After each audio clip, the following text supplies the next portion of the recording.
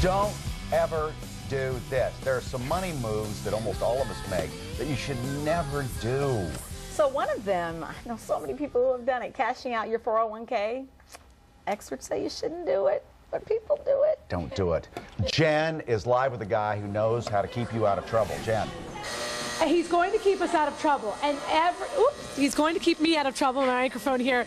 So much is going on. Just so you know, we are at this school because they are going to have a very special guest. I'll talk about that in a minute. The guest now is Mark Bilek. Good morning to you. Good morning. Okay, so you know that we make these bad money moves, and you know that we listen to you, but then we don't listen to you. The number one thing that I think, if people haven't done it, they've certainly thought about it, is taking a loan from your 401k. You say absolutely not. But what if I do?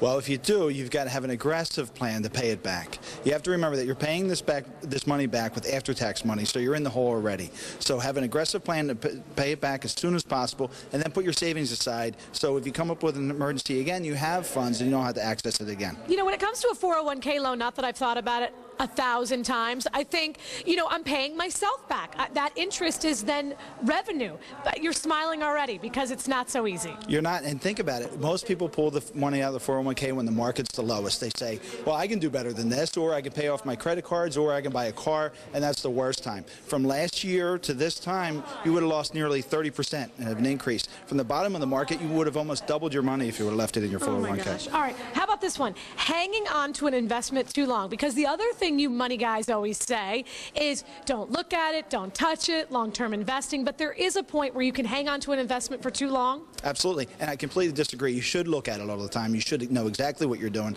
and spend as much time as you can either researching it by yourself or with a financial planner. What we look for when we're looking at a bad investment is the money manager still keeping the faith with what they're supposed to be doing? How are they ranked? Very few of them do very well. So it's very important to look at those investments and have some help determining when they're good or bad. And then if you take it as a loss, you can use it as a tax benefit. You may be able to, and if it's outside of an IRA, most of the times you can. Okay, so the last one, and this was the one that I found a little bit confusing, but you broke it down. The finance people use a lot of mumbo jumbo, but the theme is this.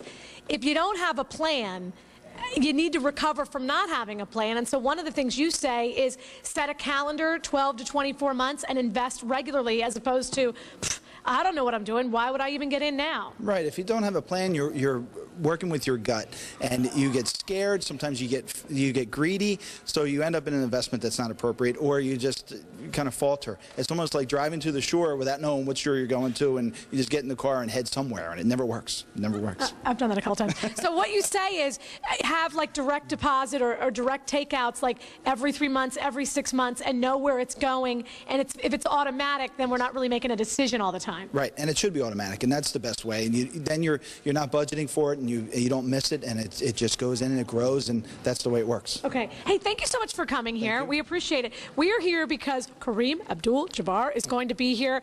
He's speaking at this school because he has an amazing new film. He wants all of the students here to see it. So coming up, the legend, the man, is going to be here. And something tells me Mark might stick around to meet him as well. I would think so. He has such a story to tell. Oh, my God. Just think about all of the experiences and the people he's met. And